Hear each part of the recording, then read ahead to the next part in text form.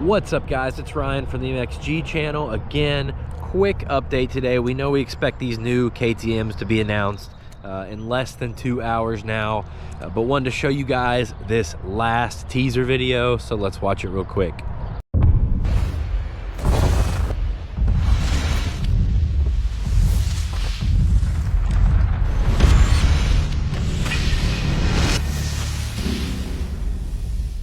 All right, guys, this is pretty exciting. We've talked about all this before. It's the biggest step in two-stroke motocross technology in 20 or 30 years. We're very excited that KTM still has an interest in two-strokes.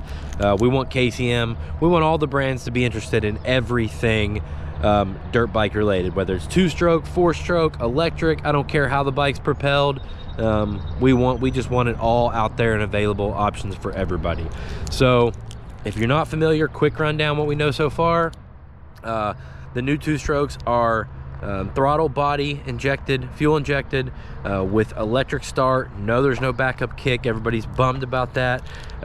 We know pretty much what's going on with the base models. SXF's not going to be a huge change on those from the factory editions. They all have some purple in their scheme. We've seen the photos. They look really sick.